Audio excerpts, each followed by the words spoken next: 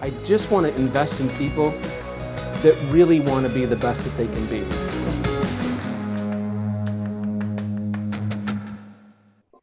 Hello world, this is Todd Scrima. I've got Jim Reed here, who's my best friend and partner in crime in a business. And this is the beginning of Be Your Best podcast, which some of you guys will be viewing this on video, some of you just auditory. But any tools that I go over, you'll be able to go to a website and get any of these tools. I'm going to start, since this is my first one, with a quick overview of who I am. And then I'll introduce Jim. And our subject today is business planning. So when you look at going into next year, we're going to cover from business people who've been in business a long time, how we do business planning, because I think it's a very, very underrated and underutilized skill. So my name's Todd Scrima. I live in Sacramento, California. Jim Reed also lives in Sacramento. I started in business when I was 17, working for my father. And I ended up going to college and graduating and getting into the mortgage business. And then 2.5 years later, after working for a company, I thought I knew everything. And I started a company called Summit Funding, which is now one of the largest mortgage banking companies in the country. 25 years later, 20 years ago, I started a business coaching company called The Core Training, which coaches 500 business people across the country. And so I've been doing that for 20 years. And I'm a big fan of podcasts. I love people like a Jay Shetty or Ed Milet, Tony Robbins. I mean, I just love them. And I thought, Summit alone has a few 100,000 past clients. We have millions of people literally in our business that are past clients. They're realtors that send us business, home builders, financial planners. And I said, what can we do to give back? And I think that a few reasons why I started this is because I want to help people grow and I want to help them learn. I also think that I'll be able to provide some uncommon knowledge to common people that really just want to do better. Some people listen to this and they might already own a big business, or they might be where they're at in their business where they want to be, but you'll be able to pick up some 2 or 3 things that you may add to your business planning. There's other people who listen to this that want to start a business and they have no clue where to start. So this will give them a start. There's the accountant that has been in business 5 years and is growing his practice. This will give him or her some ideas. So I'm very excited about this. What I'm doing is taking some great business people that I know, adding things that I have done in my business and things that I've coached people on, and then having some guests on here. I'm doing one a month specific to business people. So that could be a salesperson is a business person. Any business person really falls into this category. And I'm doing one a month that is more general in nature, that really anyone could listen to and get something out of. So with that said, let me introduce Jim. So I'll tell a quick story. So I met, how I remember it is I was standing in class at Sac State. Now remember, my high school was a 150 person graduating class. I all of a sudden was at Sac State with 28,000 students. So I don't know a single soul. I know nobody. So I figure I got to make some friends. So I'm standing in line waiting to pay something or add a class. And I strike up a conversation with Jim. And I thought he was like this cool surfer dude. And I just liked him immediately from the start. And then we started, I saw him a week or so later at a grocery store that we both started working at. And as he tells the story, he had been in the grocery business, so he was the checker and I was the bagger. And that's a true story. So long story short, we become roommates. We were roommates for a long time. We both end up getting married and having kids and doing all this stuff. But way back then, I came home one day and I was like, Jimmy was like, hey, he's getting ready to go to the grocery store. I'm getting home at 8 o'clock at night. And he's like, dude, why are you working so hard? What are you doing getting home at 8 o'clock at night? I said, I just need some help. I said, I'm in this mortgage gig and I love it, but I'm like inundated with work and I just can't get it all done. And he looks at me and says, well, you could hire me, but you couldn't afford me. And I said, well, how much you make an hour? And he's like, $14 an hour. And I said, I'll pay you 18 or 16 or something like that. And he looked at me and he's all, you would? I said, yeah, I would. I really need some help. And I think you would be great at it. And so long story short, we started working together. That was over 20 years ago. He's been a huge part of the growth of Summit Funding, and he runs one of the largest branches in the country. He still personally does loans, so he personally oversees several locations and does mortgage loans. And he's been a professional coach for 18 years or so. So he's really smart, really fun. He's a, I always like to give people credibility, because sometimes I listen to podcasts and I'm like, does this person really know what they're talking about? Jimmy's one of these people where he's made a 7-figure income for over 10 years. So he's not kind of good. He's really, really, really good.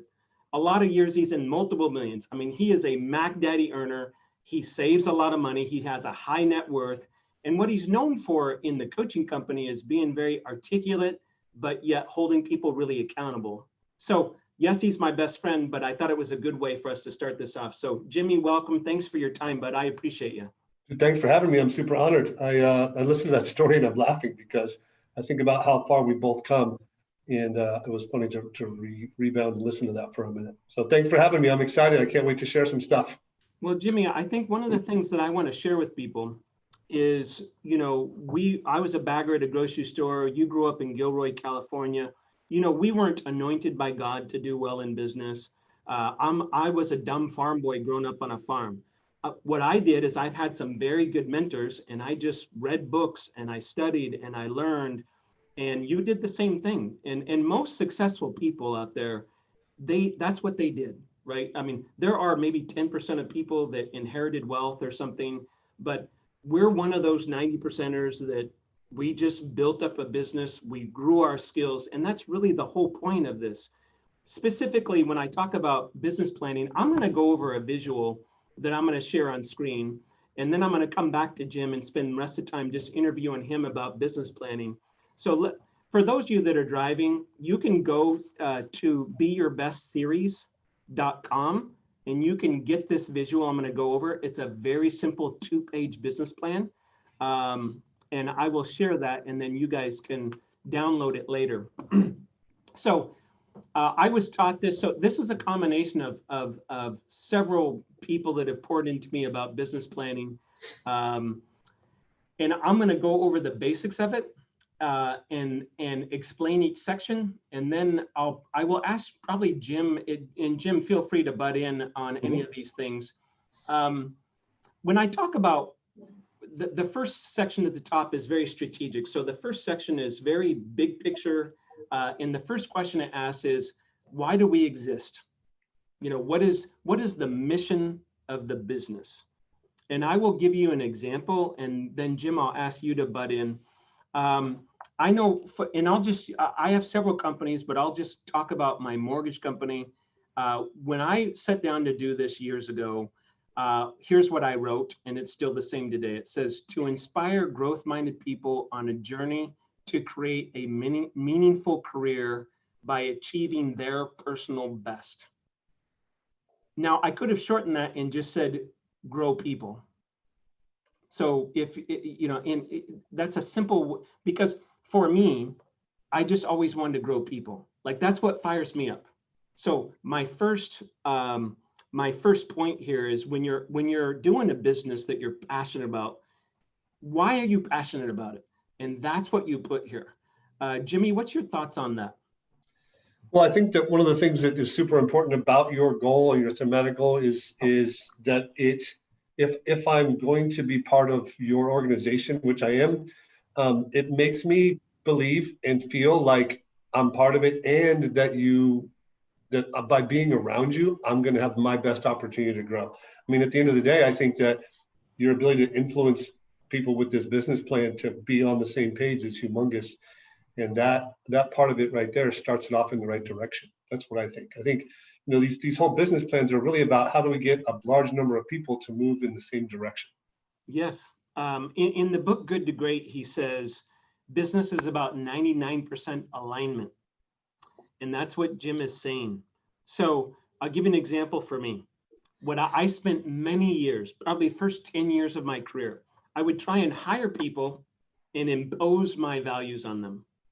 And I'm sure I'm the only one that's ever done that, but I used to, have some young loan officer would be in front of me and he'd be saying, well, I want to make, $300,000 a year. I want to do this, and I would believe them. But yet, when I looked at their past, they spent 10 years not making more money each year, so they weren't growth minded. And so, for me to have a statement like this, it really tells me who I want to hire. And so, if they're not an inspired, growth minded person, and if I can't feel that through the hiring process, I shouldn't hire them, because I'm going to spend a lot of time and energy focusing on the wrong client that doesn't really want what I want. So my point there is, be passionate about it and use it to, like, what is it that drives you? For me, I like growing people. The second thing says here, how do we behave? And it says some core values. Mine are pretty simple. I put teamwork, accountability, and integrity. So when I go to make decisions, I think of this like a filter, and I'm like, okay, am I really living my core values? Am I doing this in integrity? Am I holding people accountable? Am I holding myself accountable? Do we have teamwork? Is culture important to me? So I put 3 words down there. I would encourage you not to put more than 3, because then you can't remember them. I see some of these companies have 10 core values, and I just can't remember them. And I don't think the employees can either. So Jimmy, what's your thoughts on core values? Yeah, I think it's core values are the tool that I use for hiring and for making decisions. And so that's the big benefit to me, and I think the organization is, when it comes to running an organization, you're in day-to-day operations, and there's emotional issues that pop up and long-term relationship issues that are involved. And when it comes to decision making, there has to be a tool that you can use that makes it easier to make a decision. And when I look at our core values at our branch and our part of the organization, if someone's not fitting in there, it always ends up that it doesn't work out. And so it helps me to make quicker, better decisions that keep everybody, like you said, in alignment, because that's the secret to getting further down the road. It's a big deal. And I will tell you that hiring people that emulate those core values is important, and then constantly talking about them all the time. And more than anything else, it's I call it mirrored leadership. So you can't be smoking a cigarette and then tell your kids not to smoke. So you should live these values. This should already describe who you are, because most of the people that will be listening to this are smaller companies. Summit is a mid-sized company with over 1,000 employees. So people look at me. Do I emulate those values? If I ever do something that doesn't do that, they can tell, and they may not point to it and say, "Hey, my leader's not following that core value," but they sense it. People are very intuitive, and so that also plays into all this. So I would pick those carefully. As far as what do we do, what is that vision? You could put a lot of things down here. Mine for the mortgage company says radical leadership in developing our people. So we coach all of our employees. They're on development plans, all kinds of things that pour through the organization. Because remember, my goal is to grow people and grow their business life and their personal life. So it has to do with leadership. It has to do with development. But I don't want you to copy me. This is for your business. Jim, when you think of a smaller business owner, what might be a vision for, I don't know, a realtor or an accountant? Good question. So it's, it can be more like one of your just to talk about Todd for a second. One of your gifts, I think it's in your DNA, is you have a propensity. You get attracted to growing people, to leadership, and to what your biggest strength is, at least that I've always gotten from you, is your ability to create a vision and share a vision. And it's pretty big thinking, honestly. And when I look at a smaller organization, even like mine, which is kind of an organization within the company, it's like you're talking about, a smaller business. And when I look at what we do, our group, what we do is originate and process mortgage loans. That's what we do. And it needs to be clear and simple to the people, because it can get complicated and we can get distracted. And in the business plan and the vision, it needs to be clear. We originate and we process mortgage loans. In fact, I'll tell you a quick story. Whenever I'm talking to somebody, I'll be like, hey, listen, there's 3 jobs in the mortgage business. Talking to someone that works for me, and we're working on them and their growth. And I'm like, so here's what they are. You can own a mortgage company, You can originate mortgage loans, which means generate leads, or you can process a mortgage loan. And every job you know about is one of those three. So that's what we can do. And it helps people to be more, oh yeah, here's where we are, here's where we're going, and choosing their path. It only chooses our path as a group, but it helps the people that work for us choose their path. Love that. It's so true. The last part of this that's very strategic, it says how we succeed. So what is the strategy? Again, this is one of those things where I know when I first started working on this, I spent years not I would put things down, and I always did business planning in groups. I would always have people that actually did the work there. I actually, not just executives, or not just people like that. Obviously, in a smaller company, sometimes companies might be 3 people. Do this together, right? I mean, I think that's important, and you'll come up with these answers. Mine says relationship-driven operational excellence. So I want to be a relationship-driven company that executes the heck out of things. And that's pretty simple, and people can wrap their minds around that. But it can be so many different things on how you can succeed. This next section is, it says, what is your thematic goal? And this is the number one thing that the business needs to be focused on over the next 3 to 9 months. In other words, what's the biggest thing that needs attention? And I want to spend a little time on this because this oftentimes, like I was coaching someone the other day, and she said, well, I want to work on this process in my business. And her business wasn't doing well. And I said, no, we need to work on sales. So if you're every business lives and dies by sales. And if there's no sales, the business goes out of business. Jimmy, I got a question for you. First of all, maybe talk about how you see thematic goal and how that's changed for you from time to time. And then also, I want you to touch on sales because you and I teach a lot of sales. And it's always a disconnect on how lack of aggressive people are around sales in general. Okay, great. So thematic goal is, it like you said, it changes. And so give you some different examples of what thematic goals have been for us. A clear one for us that was not sales, and then I'll talk about sales if that's cool, is, salespeople are fragile creatures. And anybody in a position of sales is somewhat fragile. In other words, they're, as an organization and as a leader, one of my jobs is to give them confidence, to give them a process they can believe in. And so sometimes that thematic goal goes around that. For example, one time we had, hey, we're a mortgage company. We do loans. We want to close loans on time and smooth. I got to apply this to my business a little bit, but we can apply it to other businesses. And if my salespeople don't feel like we're achieving that, their behavior is not supporting it. They'll choose behavior that doesn't support going out and getting business. So for a while, our thematic goal was simple: submit our loans to underwriting on the 5th business day. 80% of our loans submitted to underwriting on the 5th business day. We hung it up on banners in 3 different areas in the office. We covered it every week in the pipeline meeting that we do, and every month in the branch meeting. And we measured it, and everybody knew that's what we were working on. And by doing that, it really got me to my other goal that was kind of undercover, which was confidence in the sales force, so that I could impose, hey, some sales activities that they would buy into. So those things are related, and sometimes that thematic goal is to get to another position, right? And then other ideas around, and to talk about sales because it leads into that. Listen, here's what we were talking before the call and like, hey, what's some reasons why companies or businesses, small or large, don't focus on sales enough? So I was thinking about it, and I think really 2 things. I think number 1 is they may not understand the sales process, right? They may not understand the sales process, and it's a process, and I didn't understand it for a long time. I just felt like, hey, I could be charming when I needed to, and that was my sales plan. And really understanding the sales process helps me to then do the second part, which is to implement some strategies or tactics.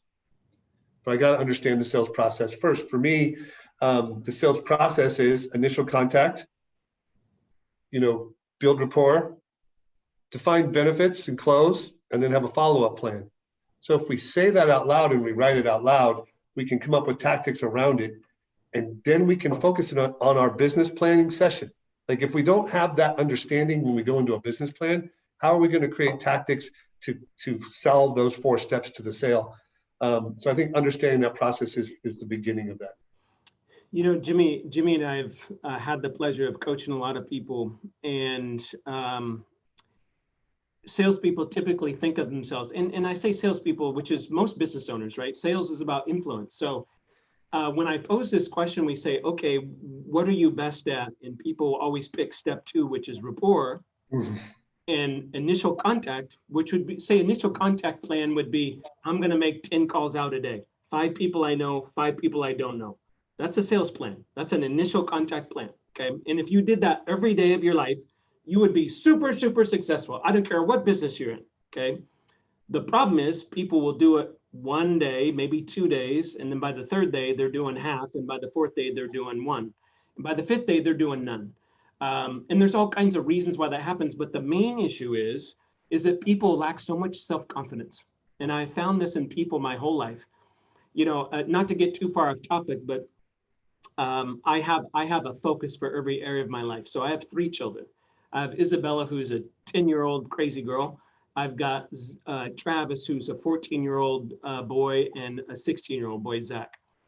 And as I go through this, what I put down on my vision, I have this little dream room where I do my journaling every morning and prayers, and I write down my focus for my kids is to raise them with gratitude, because I find that that's a problem with people. And 2 is self-confidence. And I focus on those 2 things. If you were to ask me 2 things that I have found for myself personally and for other people that they should focus on developing skills around, it's gratitude, which leads to a joyful life, and self-confidence. Self-confidence being like Jimmy, when you're in that grocery store, and certainly none of us could have foreshadowed everything that we've done in business, but did you think you would be here today? That was 20, I don't know what, 25 years ago or so, or 27 years ago, we were doing that, 28 years ago. Could you have foreshadowed what you're doing today? I mean, to answer your question specifically, no, but generally, yes. Explain that. Well, specifically, when I said I was in the real estate game, I would have said I never would have been anywhere near lending or real estate. And there's some reasons around that. Like, dude, my grandpa went bankrupt twice in real estate. So it's like, I was going to avoid it like the plague. But, you know, I've a couple quick stories I want to tell. But so I would have never known exactly what I was going to do. But I do remember my dad coming to me one day, and everybody's got these memories of somebody, you know, some before and after moment of you actually heard what someone was saying. You know, a lot of times you're listening, but you don't hear them. Yeah, I call it a magic moment when you actually, like, it's a before and after moment.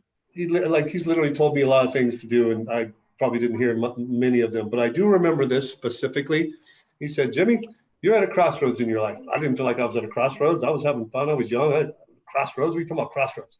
You're at a crossroads in your life. And he says, you're either going to keep hanging out with the people you hang out with, or you're going to start choosing your friends better. And that's all he said. And I'm all looking at him like, oh, he doesn't like my friends, getting defensive. I'm a defender by nature, so I'm already getting defensive. And he goes, I really hope it works out for you. And he left. And I was like, uh-oh, I just got kicked out the nest. So, but to say that at that moment, Todd, I started hanging out with people who had bigger, longer term plans. And so to say, hey, did you know that you would be successful? Once I started doing that, yes, I did know I would be successul.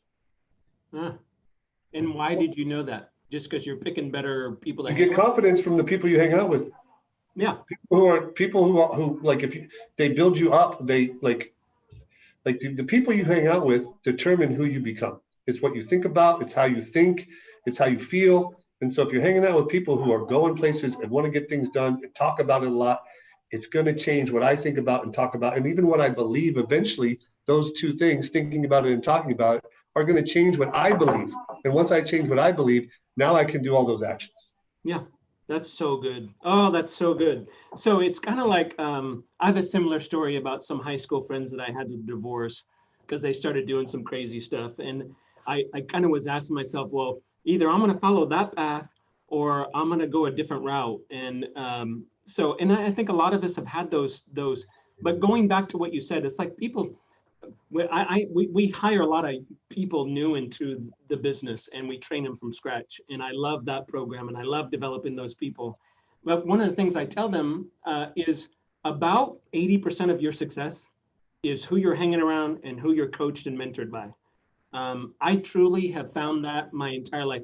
I see people that they'll say things like, "Gosh, if I wouldn't have met you or Jim or someone like you, I just wouldn't be the person I am today."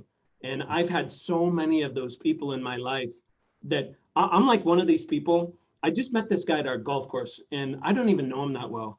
And I invited him out to play golf, and then I spent the day with him just a couple weekends ago, and we're playing golf, and I'm like, this guy's like, he's good people. He's really good at what he does. He's a great family man. Like I just goodness reverberates out of this man. And when I find someone like that, I want to latch onto him and say, hey, can you help me? Every morning I listen to a podcast when I'm working out. So this morning I'm listening to John Maxwell. Now I've never met the man, but I've read his books and listened to his podcasts, and I'm hanging around him. I'm hanging around John Maxwell this morning for about 40 minutes.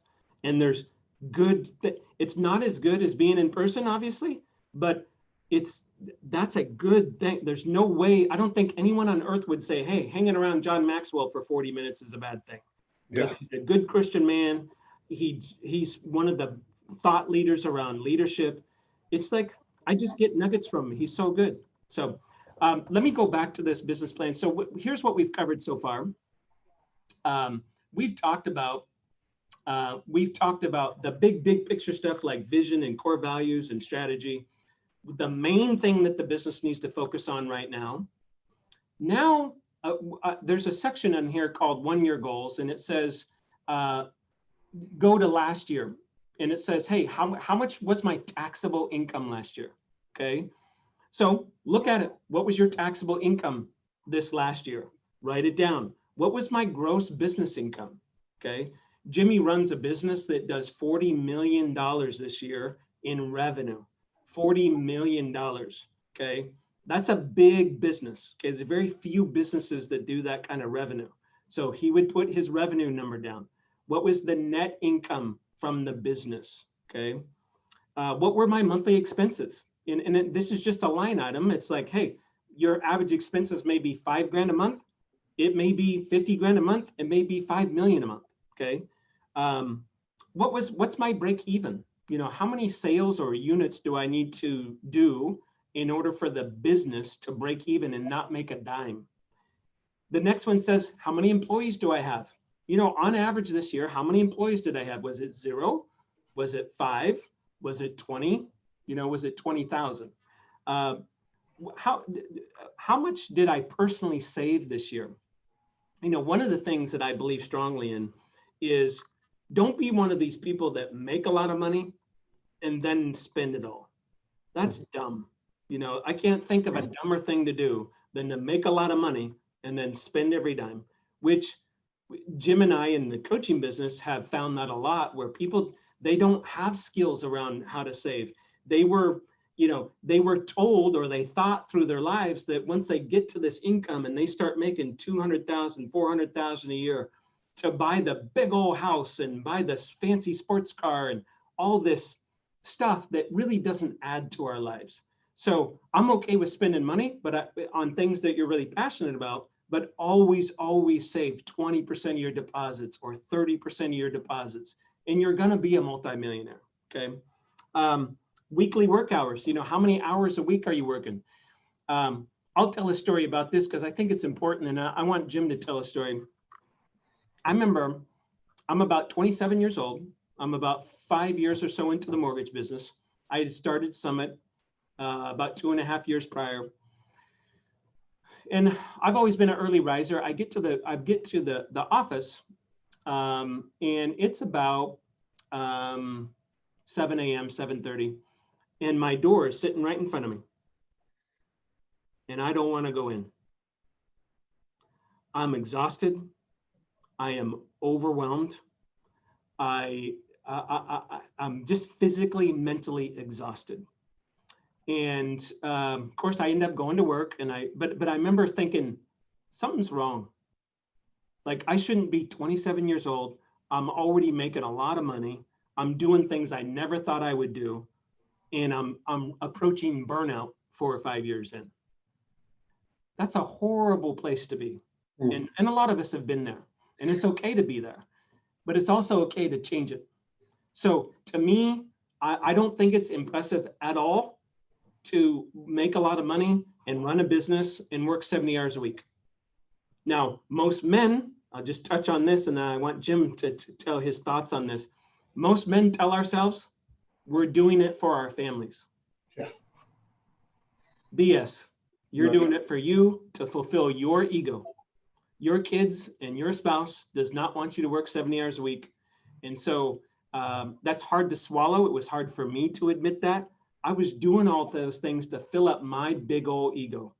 And once I realized that, and I started getting, then I could get tactical. Let me hire a coach that can help me with these things, work out some processes, hire more people, develop job descriptions, checklists, and the world, that's like the seas parted. But I had to reach rock bottom, rock bottom. Yeah. Jimmy, your thoughts on that? Well, yeah, it's funny you say that, because the way I think about that, and I can remember I remember being having a mentor, and I was in a class with him, and he called it what I was struggling with. He called a false belief system. He called it BS, false belief system. And I was like, well, what do you mean? He goes, well, you believe that for you to be successful and to earn the money you want to make, that you have to work a lot of hours, and that if you want to, like, my goal is to take care of as many families as I can at a high level. That's what I have written down for my personal vision. By as many families as I can, I mean the people who directly report to me. People have different visions and different stuff. That's kind of mine. And so to take on more people and to grow and do more business felt like had to be more work. And I was already working a lot. So it was a roadblock mentally. It was just a roadblock. So really, when I get into burnout, when I start to feel like anything I want to do to grow is going to be more work, which is more time away from my family, I have to change the way I think. And the way I have to change that is I need to learn those new skills. I just replace it with I need to learn new skills. I need to learn new skills. I need to learn new skills. I need to learn how to train people better, manage people better, hire people better.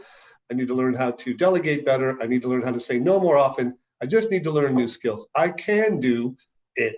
You can do whatever it is. You can work 20 hours a week. You can do it if you're willing to learn the new skills. And that helps me move past those burnouts, right?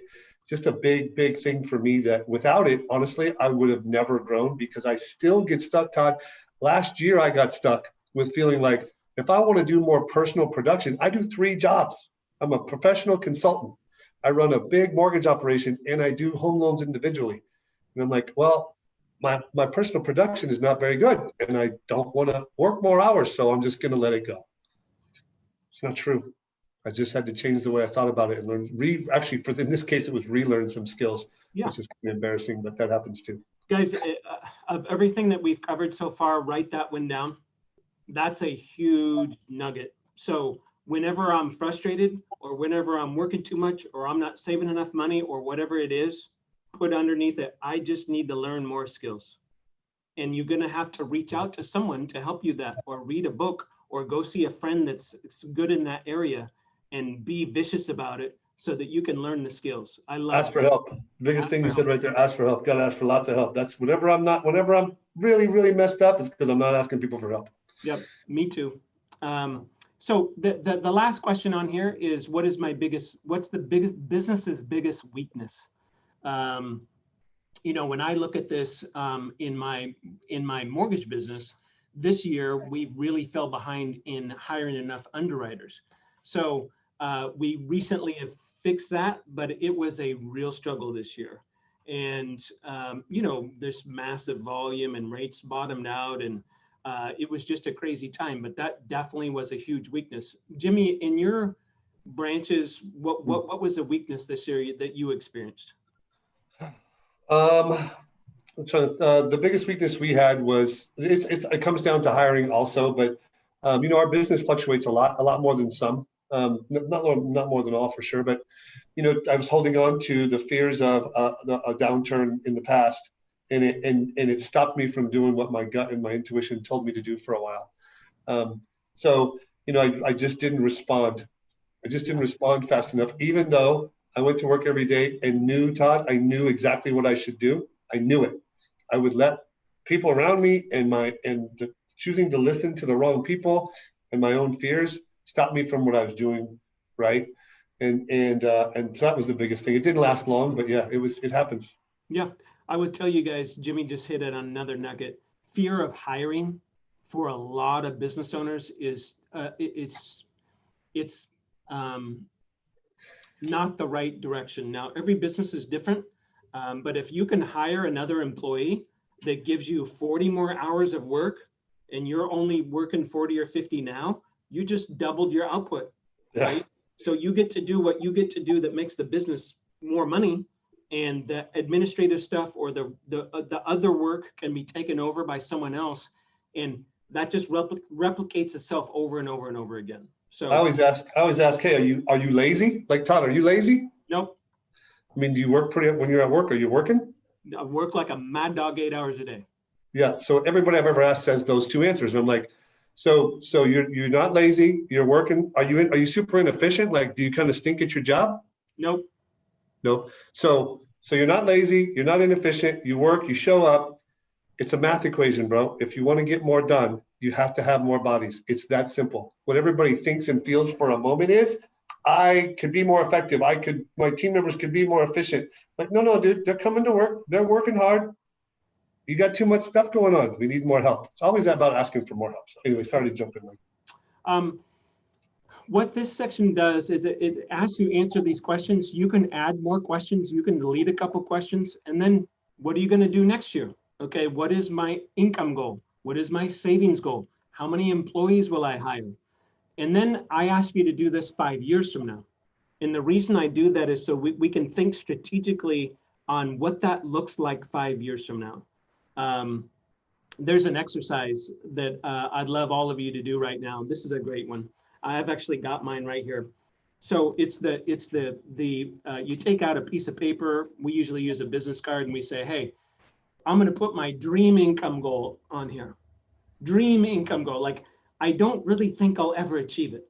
It's that big of a dream. So if someone's making 50,000 a year, they might write on there 500,000. And then you just put the date that you wrote it down. You put, I'm going to make 500,000 a year, and you put it in your little wallet, just like this. This is my last one I did. And I exceeded my income goal this year. That's written on this. I wrote this in 2015. I never thought I would achieve it ever. I've done that exercise 5 times.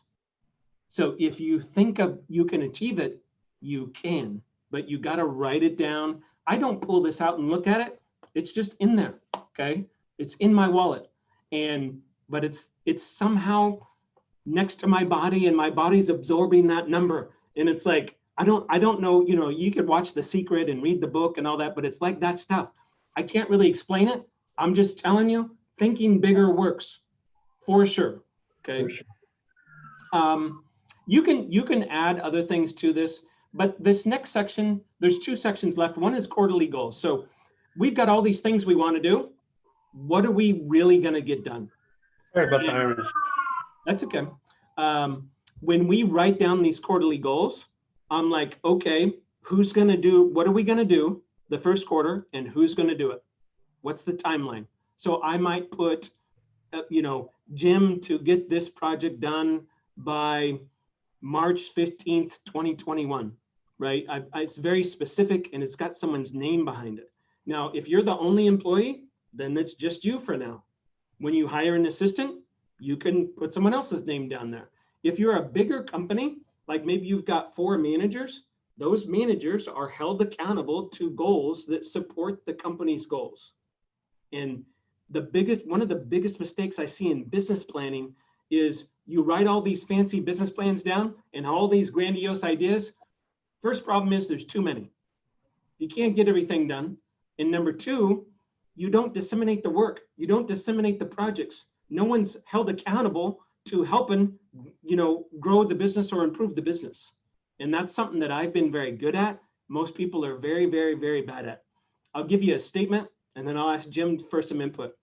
One of my most famous sayings that is not very popular, but I use it, is someone will ask me something to do something and I'll say, I'll just look at them and say, if I wanted to do that, then I wouldn't have you. i.e., I'm not doing your job. So figure it out, right? So Jimmy, when it comes to breaking these year-long goals down into quarterly goals, how do you do it, and what do you find can mess that up? Yeah, that my dad was, I don't know, just to dovetail on what you just said, my dad was a manager in IBM for 38 years, and he called what you're saying upward delegation. Yep. No upward delegation. You take stuff from me, you don't bring stuff back. No rubber band effect. And that's a leadership issue, right? That's the leader's fault, not the person's fault, right? The people are going to try and do that. People got to realize that when you're managing people, everybody you ever hire will unknowingly or maybe knowingly try to upward delegate, and you have to be strong enough to not take it. You want me to comment on how to break goals down into quarterly goals? Yeah, when you think about it, like you've got all these year-long goals we want to achieve, how do you disseminate? Yeah, so to talk about that a little bit, it has to do with like the biggest mistakes I've made in business planning. But the first step to that is creating buy-in with the team. And we can talk about that in a minute. So you have to create the buy-in, and then once we have the goals, in order to do them quarterly, we have to look at for me, how's I do it? How much growth is that from right now? In other words, if it's a unit goal or a hiring goal, whatever it is, how much growth as a percentage is that from right now? And what's the soonest it would happen if it's all we focused on? So the truth is that it's going to happen somewhere between the soonest it could ever happen on and the end of the year. And by how big the percentage is, it helps me put it into what quarter. I know that sounds like a math equation, but that's literally what I do. Like, hey, what's the fastest we could hire 3 new loan officers? Well, hiring loan officers it's not something's going to happen in a month. And how much percentage growth is that from the number we have right now? And so then I maybe put them into the second and third quarters, one for each of the 3 quarters. And it helps me to put some logic to how we choose when they're going to get done. And then the biggest part of actually getting those done is to make sure they're assigned and delegated to somebody else. It's a tactical thing, but written, assigned and delegated to somebody else. And then lastly is to review it in a personal meeting with that person. You got to have personal meetings with anybody you delegate to on a scheduled regular basis and bring that up every time. Yeah. What I see most managers do, especially, you talked about in the beginning, Todd, most business owners are salespeople. Details and structure is not their strength. Personality and charm are their strength. And so this tactic of figuring out who to delegate to, and then secondly, meeting with that person either every 2 weeks or every month and reviewing what you delegated to them will make it happen. Just saying, oh, you got to get that done by June 1st, and then asking them June 1st if it got done, that does not work. Yeah, very good. This last section is about us doing a SWOT analysis. So when you think about SWOTs, most people have done this, and this is the simplest way to start business planning. Hey, you get people in a room and you're like, hey, what are our strengths? What do we do really well? And what I do is write them all down on a whiteboard, and we'll come up with 10, and then we got to get it down to 3. And sometimes we argue and fight about what the biggest strength is and what makes the biggest difference to the business. Then we go to weaknesses. Hey, what's the biggest weaknesses? What are we really struggling with? And then we do opportunities, we do threats. One of the things that I wrote down, just to give you some examples, under strengths, we in the mortgage company, we're very purchase focused. We do most of the loans we do are people buying homes. Most mortgage companies are refinance driven, and they'll do good in an environment when rates are low, but then when rates go up, they go out of business. Weaknesses, a proper staffing. I mentioned that before. We've been behind on staffing. Well, what Jim said earlier, if you don't have enough bodies, you can't get the work done in time. Opportunities, we put higher level of employee empowerment. We think that we can push much more decision-making way down, further down into the process. Threats. One of the threats we put on here is the COVID economy, right? We didn't know what was going to happen.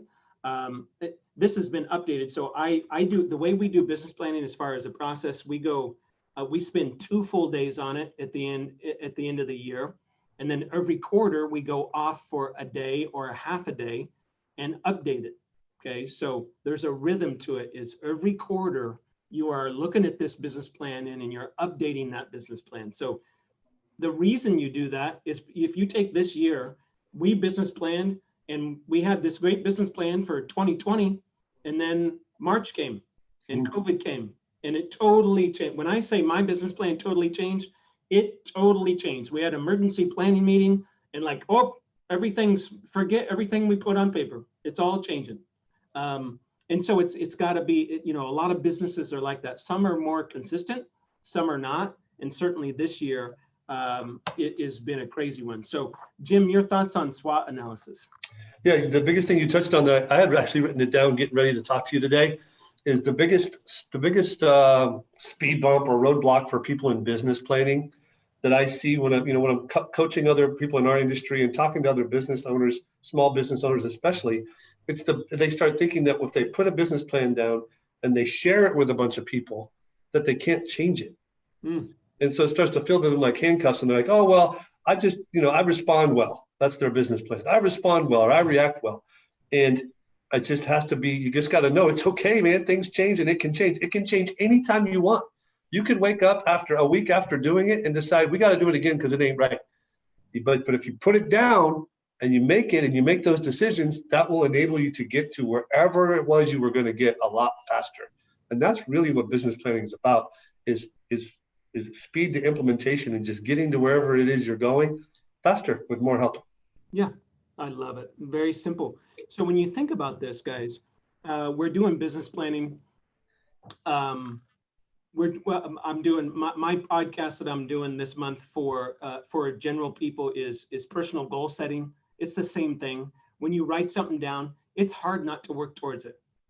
Even if you don't look at it again, it's in your head, it's in your subconscious, it's in your mind, it's in your heart, and you just start going towards it. As Jim just said, when you share it publicly with a bunch of people, people drive towards it, right? It's just what people do, and it's part of influence.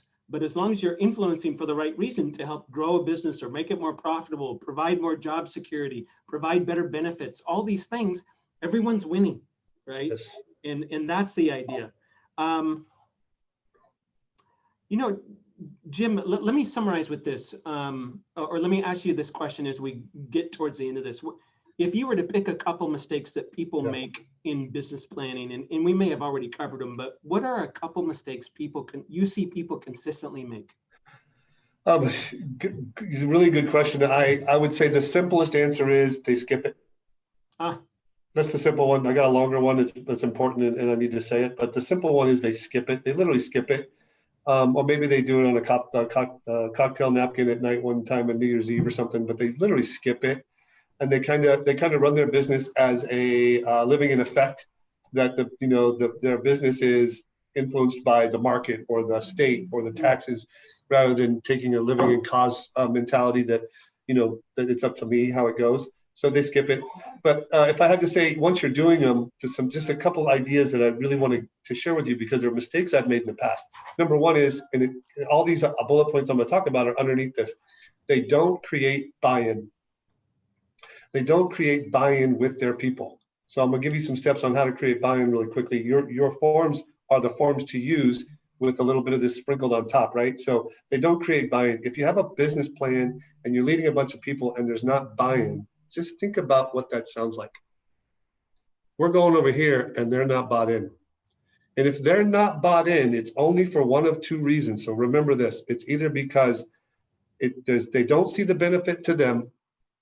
They don't see any benefit to them. They think it's all for the benefit of you. That's one reason they won't buy in. Second one is they don't feel like they had a voice. So the mistakes I've made is those two mistakes, not making them feel like they had a voice and not letting them know the benefit to them. So that's a sales skill, believe it or not. It's a sales skill within a business plan. So some ideas around that, Todd, is look, I have 7 locations in 3 states. Once a year, I literally fly everybody, secretaries, receptionists, everybody in for my business plan. Now, some of them can't make it, and that's okay. But 85, 95%, everybody that works for me in one room for the whole day. And we go through the 2 forms that you talked about. The second big ingredient to remember that is everybody gets a voice. Everybody gets to talk a lot during that business planning, and everybody's got to feel heard. So I told you I'm a defender. They started telling me what our weaknesses are. I think they're attacking me. I start selling them on why they're not right. And here's why we do that. And you don't know what you're talking about. I have done that too, Todd. It's embarrassing. Yes, I've done that in front of my people. Yes, I don't do it anymore because I literally put a sign up above the door of the business planning that says, don't defend. So when I'm looking at them, looking at me, I can see don't defend on there. So I keep my mouth shut. And then you got to publish the plan. You got to publish it, hang it on the walls of your office, publish it in a pretty board, frame the sheet, and then share it all the time. You got to review it all the time. So those are the things I think are super important to any business plan, whether you use Todd's format, which has changed my life and influenced me a bunch. So thank you for that. It's just been a game changer in my growth. Or you use some other one, make sure you do those things. I love it. I love it. Guys, a couple comments and then we got to close out. You know, as I'm developing this series, A, I want to be real. B, I want to give you tactical information. I love podcasts. I just think that they can be done a little more tactically. So hopefully you felt that today. And I want to bring on some great guests that sometimes aren't, you know, the Tony Robbins type people. There's someone like Jim who worked at a grocery store and has developed himself and his skills and his business to a point that's very admirable over many, many, many years, because that is more relatable to most of us, right? It's hard for me to identify with someone that's, you know, a billionaire, right? It's just hard to relate to those people. So I'm trying to bring on guests when I have them that are very relatable. And Jimmy, I think you've done a great job. You run a great business. I'm very proud of you. I couldn't be, you know, I get teary-eyed when I think of you on how great you've become over the years. And it's been consistent, steady growth. There's not been like some light bulb moment where all of a sudden, oh, that Jimmy's perfect, you know. But to see what you've done in your life, to see the kind of father you are, it's so admirable, I can't tell you. And my hope is that people listen to this and they say, I want to be more like him, because they should, because you're a great example of how to run a business and also have a great personal life. Wow, thank you. I feel super honored to be on your first podcast. I'm super excited about sharing the stuff we've learned with people. I mean, that's one of the things that I was told. One of my mentors said, hey, I'm going to teach you a bunch of stuff, but you got to teach other people. So I'm super honored to be part of that. Thank you, guys. A couple of things. You can get the visuals by going to beyourbestseries.com. I got a couple asks for you. Number one, I want you to share this with someone that you know, 3 people that you know, and just, I don't know if you're listening to this on YouTube, text it to 3 people and just say, hey, I want you to tell them what you got from it, and I want you to share the information, okay? My goal, just so you know, is to have 1 million people have watched these webinar series by the end of 2021. So that's a big, big goal. Jimmy said I'm a big thinker. I want to blow this up. I want to help business people become better. Secondly, is I have a challenge for you. Right now, as you're listening, I want you to text someone and say, you will have a draft of my business plan by, pick a date, January 30th, or I will pay you $250. Like, actually just text an accountability partner and say, hey, I'm going to get a draft of my business plan done by January 30th or pick some date close to that, or I'm going to pay you $250 as a fine. Accountability is a big key in our lives, guys. And I know that a lot of people have asked me, well, gosh, how did you get so far along in business and do all this stuff? The best thing I can tell you is I had accountability coaches. I've now had accountability coaches for 23 years. And that's the longest of anyone I know. So it's a lot, but it works, guys.